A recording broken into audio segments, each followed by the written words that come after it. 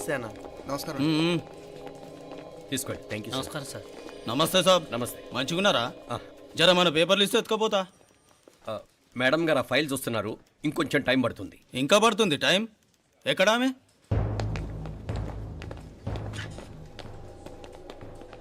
నమస్తే మేడం. జర మా పేపర్ల మీద సైన్ చేస్తే. Madam, Gopal. Real estate Gopal. Gopal real estates, ఆ బేగంపేట ప్లాన్ కోసం. ఓ అదా, మీకు ఆ 7th ఫ్లోర్ పర్మిషన్ ఇవ్వడం కుదరదండి.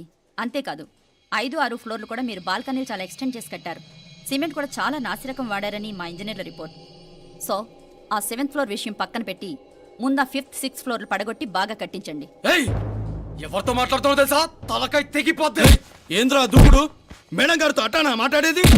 అట్టానా అట్టానా అట్టానా అట్టానా అట్టానా అట్టానా అట్టానా? వీళ్ళు ఇంతే మేడం, నరకడం తప్ప మాట్లాడడం చేతగానోళ్ళు. క్షమించండి, అనవసరంగా గూడుతో పోయేదానికి గొడ్డల దాకా తెచ్చుకోవడం ఎందుకు మేడం? చిన్న సంతకం మీకెంత కావాలో చెప్పుండ్రి, సెటిల్మెంట్ చేసుకుందాం. కమిషనర్ గారు, ఇక్కడెవరో రియల్ ఎస్టేట్ గోపాలంట సంతకం కోసం బెదిరిస్తున్నాడు. వచ్చాడా? ఎందుకు మేడం అనవసరంగా గోడుతో పోయేదానికి గొడ్డల్లాగా తెచ్చుకోవడం? చిన్న సంతకమే కదా. ఓకే రియల్ ఎస్టేట్ గోపాల్ గారు, ఆల్టాస్ ఆపోజిట్లో నిరాని కేఫ్లో సెటిల్మెంట్ చేసుకుందాం. 3ంటికి వచ్చేయండి. మంచిది మేడం, వస్తా.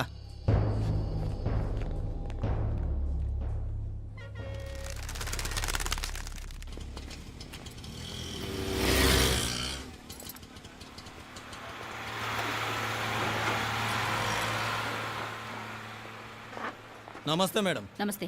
ఏయ్ లేండ్రా, కూర్చోండి. పర్లేదు, ఇక్కడ కూర్చుందాం. రండి మేడం, చాయ్ చెప్పమంటారా? ఇప్పుడే తాగాను. మా ఆఫీసు కూడా ఇక్కడి నుంచే వస్తుంది. ఇప్పుడు నచ్చిరు మేడం. లేకపోతే ఏంటి మేడం, ఆ గవర్నమెంట్ వాళ్ళు ఇచ్చే జీతం ఏ మూలకు మీకు? మీకు చదువుకుంటున్న బిడ్డలు, పెళ్ళిడికి వచ్చిన పిల్లలు ఉంటారు కదా. ఇదిగో తీసుకోండి మేడం, ఇందులో 50,000 ఉన్నాయి.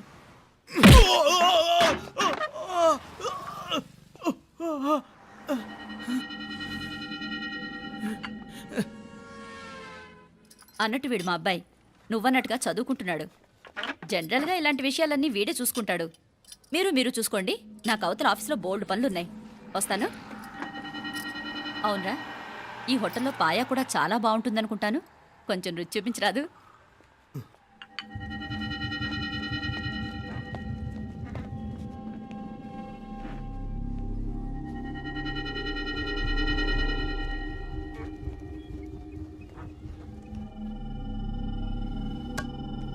అక్బర్ భాయ్, జరా రానా.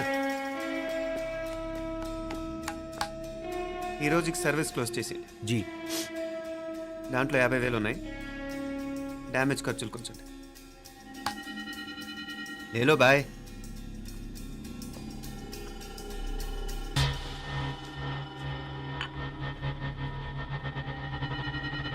చెయ్యండి రా పాయా.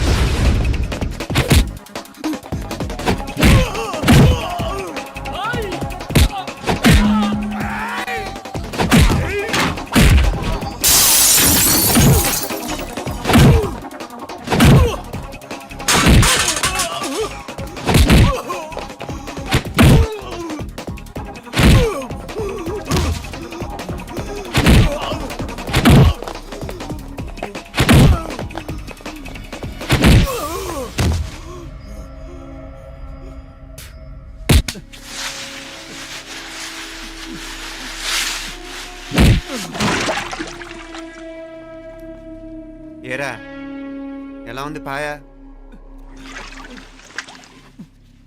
మంచిగా ఉంది. ఒరేయ్, ఈ దెబ్బతో మా ఆఫీస్లో మా పరపతి బాగా పెరిగిపోయిందిరా. ప్యూన్ దగ్గర నుంచి కమిషనర్ దాకా ప్రతి ఒక్కడు నమస్కారాల మీద నమస్కారాలే. ఆ ఆఫీస్లో పనుండి బట్టి గాని నీ లైవ్ యాక్షన్ మిస్ అయ్యేవాళ్ళం కాదురా. ఈసారి ఎవరినైనా 4 పీకినప్పుడు మాకు కబురు పెట్టరా, చూడాలి. ఛే!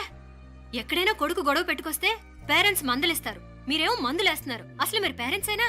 నువ్వు అసలు మా కూతురువేనా? ఈ రోజుల్లో వీళ్ళలాంటి వాడు ఇంటికి ఒకటి ఉంటే గానీ పనులు జరగవు. జరగవు. అంటే వీణ్ణకు రౌడీలా తయారు చేస్తారా? ఇది ఇంతటితో ఆగదు కదా. ఆ దెబ్బలు తిన్నాడు గమ్మునుంటాడా? రేపు ఇంకొంతమంది రౌడీలు వేసుకొస్తాడు. వేసుకొస్తే వీడు 4 నేసుకుని వెళ్తాడు. చాలకపోతే మేము తలో కర్ర పట్టుకుని జాయిన్ అవుతాం. దేవుడా, వీళ్ళ నువ్వే కాపాడాలి. ఏయ్, నీలాగా ప్రతిదీ మేము దేవుడి మీద భారం వేసేయం. మాకు చేతనైంది మేము చేస్తాం. నానా, ఈ బీసీ నాటి దాంతో ఉంటే మనం కూడా పురాణ కాలంకి వెళ్ళిపోతాం. అర్జెంటుగా దీనికి శాలిటీ చూసి బయటికి పంపించండి. ఈ ఫాస్ట్ జనరేషన్లో మనం ముందుకు పోదాం. ఒరేయ్, చిన్నాడువైన ఈ తండ్రి బాధ్యతను మా బాగా గుర్చేసావురా. ఎలాగో దీనికి ఫైనల్ ఎగ్జామినేషన్స్ కూడా అయిపోయినాయి కదా, ఓ మంచి సంబంధం చూసి చేసేస్తే సరి. అవునవును. అరే సిగ్గుపడుతుంది. ఛ! అరే మీనాక్షి పెళ్లి కూతురాయనే, మా మీనాక్షి పెళ్లి కూతురాయనే. పి పి పి డుమ్ డుమ్ డుమ్ పి పి పి డుమ్ డుమ్ డుమ్. పి పి పి డుమ్ డుమ్ డుమ్. పి. ఆగండి. ఏంటి అంతలా వచ్చావు? కాంపతీస్ ట్విస్ట్ ఏమేవో కదా. ఆ చేసేదేదో తొందరగా చేసేయండి, వీడి గొడవ తప్పుతుంది. అది గ్రీన్ సిగ్నల్ ఇచ్చేసింది. వెంటనే ఏదైనా మ్యారేజ్ బ్యూరోని కాంటాక్ట్ చేస్తే బెటర్ కదా.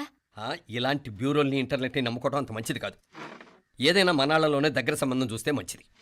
ఇలాంటి మంచి చెడ్డలు చూడటానికి మా అక్కయ్య ఉంటే ఎంత బాగుండేది. ఏ పోయిందా? ఏంట్రా మాటలు? లేకపోతే ఏంటి నాన్న, ఈ మధ్య మీ అక్క ఉత్తరం ముక్కన రాసావా? కనీసం ఆవిడ ఎలా ఉందో కనుక్కున్నావా? లేదురా, ఆ మధ్యన వాళ్ళ ఊర్లో కరువు వచ్చిందన్నట్టుగా గుర్తు. ఆ ముక్క కనీసం తనైనా రాసింది కాదు. అవును కమలా, అక్కయ్య దగ్గర నుంచి ఆకృతం ఎప్పుడు వచ్చింది? దానిలో కొత్త అడ్రస్ ఉందేమో చూడు.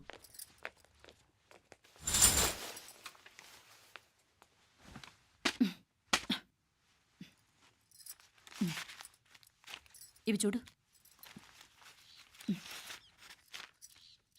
ఇదే ఆఖరిదనుకుంటా. మా ఇది ఓపెన్ కూడా చేసినట్లేదు. ఏంటి ఓపెన్ చేయలేదా? ఇటీ ఈ చేతిరాత మా అక్కయ్యలాగానే ఉందే.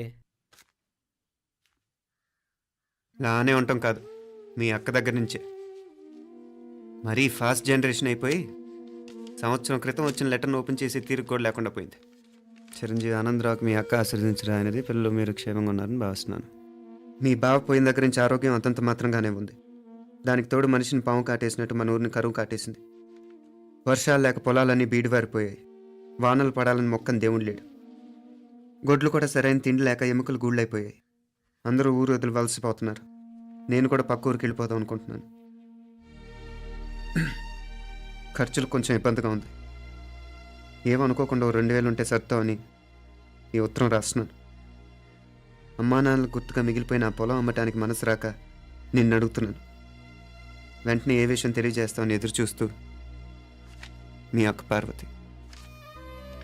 ఏంటి నాన్న ఇది? రక్తం పంచుకు పుట్టిన అక్క సంగతి కూడా పట్టించుకోలేనంత ఫాస్ట్ జనరేషన్ అయిపోయింది. మీనాక్షి అన్నట్టు ఆ బీసీ నాటికి వెళ్ళిపోవటమే బెటర్. హలో, రేపు నువ్వు కూడా అంతే నాయనా. ఇప్పుడేమో పీపీపీ అని తోకలా తిరుగుతున్నావే, రేపు ఆ డుండుండుం కాస్త అయిపోతే నేను కూడా కనపడను. ఎప్పుడు నీ పెళ్ళం, నీ పిల్లలు, నీ ఆస్తులు, నీ గొడవలు. ఆపుతావా నానా? దీని ముక్కుకు తాడేయాలంటే మీ అక్కంటే మంచి సంబంధాలు చూస్తాను కదా. ఎక్కడున్నా తను నేను తీసుకొస్తాను. తన్ని తీసుకొస్తావా? తన్ని తీసుకొస్తాను.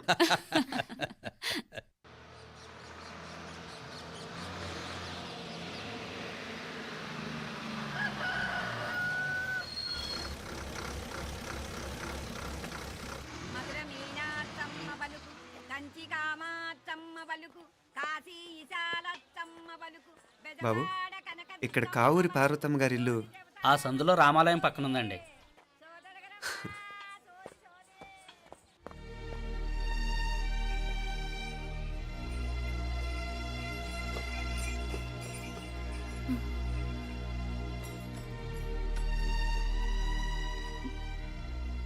తమ్ముడు నేను నీ తమ్ముడిని కాదత్త, నీ తమ్ముడు కొడుకుని. అదేలేరా, నిన్ను చూస్తే మా తమ్ముడు తలొప్పుకొచ్చాడు. ఇక మీదట ఇలా గుర్తొచ్చినప్పుడే తలుచుకోవటం కాదు. ఇక నువ్వు నీ తమ్ముడి దగ్గరే ఉంది కానీ బయలుదేరు. ఏరా, గుర్తొచ్చినప్పుడు మాత్రమే తలుచుకునేది నేనా, మీ నాన్నరా? బాధే అత్త, నీ తమ్ముడు కూడా చాలా బాధపడుతున్నాడు. ఆ గవర్నమెంట్ ఉద్యోగం సంగతి నీకు తెలీదు. బండి చాకరీ అనుకో. ఇక నీ తమ్ముడు లాంటి సిన్సియర్ ఆఫీసర్ అనుకో. ఇల్లంతా పనులు, దానికి మీ మరదలు కూడా తోడైంది. ఇద్దరు బిజీ బిజీ, చదువులతో మేం బిజీ, మా ఇల్లంతా బిజీ బిజీ. ఇక మా ఊరు సంగతి అయితే మొత్తం గజిబిజీ. ఎవరెంత బిజీ అయినా తోబుట్టుల మధ్యన బిజీ అనే మాట రాకూడదని నేను వచ్చాను. నా మంచి అత్తే కదూ, మనసులో ఏం పెట్టుకోకుండా బయలుదేరు.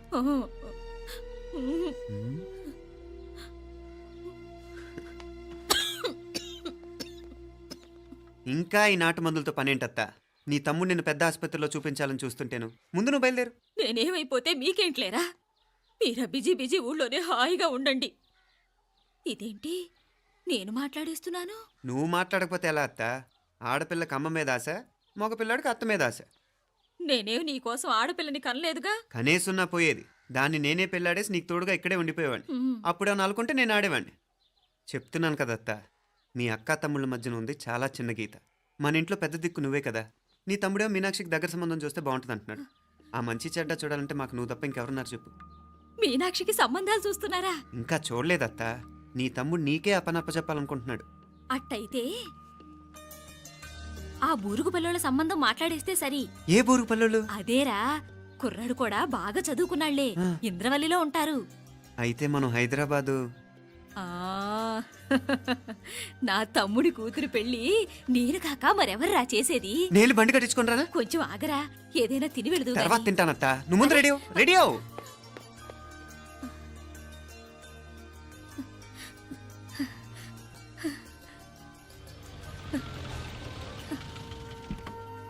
అత్త, ముందు నువ్వు పద. సామాన్ నేను తీసుకొస్తాను కదా. ఇక్కడ సర్దుబాట్లు ఉంటే తర్వాత నాన్న వచ్చేస్తారు. సరేనా? బయలుదేరు. వస్తానమ్మా. వెళ్ళరామ్మా. సావిత్రమ్మా వస్తానమ్మా. మంచిదమ్మా. రాఘవయ్య గారు వస్తాను. పెళ్లికి మీరంతా తప్పకుండా రావాలి.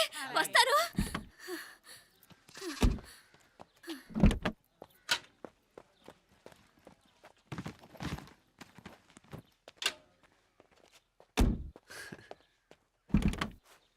జరుగత్తా, జరుగు. అత్త, అత్త,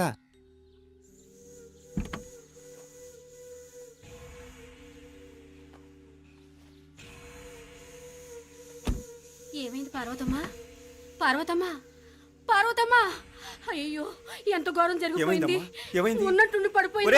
ఏమైందమ్మా? అరే కొండయ్య, పార్వతం చచ్చిపోయిందిరా. అయ్యో, ఎంత పని జరిగింది? ఇన్ని రోజులు తమ్ముడు తమ్ముడు అని కలవరించింది. ఆ తమ్ముడు రమ్మని పిలిచినప్పుడే ఆ దేవుడు కూడా పిలుపునిచ్చాడు. పాపం.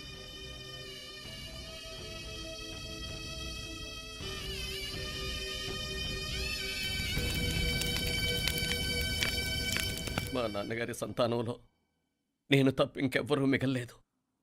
అయిన వాళ్ళందరూ వెళ్ళిపోవటంతో మీరందరూ ఉన్నా కూడా నాకంటూ ఎవ్వరూ లేరనిపిస్తోంది. మీ అక్కయ్య కళ్ళల్లో కూడా ఇదే చూశాను నాన్న. కాకపోతే తను పోయాక నువ్వు ఎవరు లేరని ఫీల్ అవుతున్నావు. మనందరం ఉండి కూడా తన ఒంటరితను అనుభవించింది. పోయేటప్పుడు కన్నీళ్లు కార్చడానికి నానే వాళ్ళు ఎవరు లేకపోవటం చాలా దురదృష్టం నాన్న. పగాడికి కూడా ఈ పరిస్థితి రాకూడదు. తెలుసో తెలియకో నాన్న చాలా తప్పు చేశాడనిపించింది. ఎంత మెకానికల్ లైఫ్లో పడిపోయినా తోబొట్టులు నిర్లక్ష్యం చేసుకొని పోగొట్టుకోవడం మహాపాపం. కళ్ళు తెరుచుకొని చూస్తున్నట్టుగానే పోయిన అత్తయ్య చివరి చూపు ఈ విషయాన్ని శాశ్వతంగా నాకు గుర్తుండిపోయేలా చేసింది.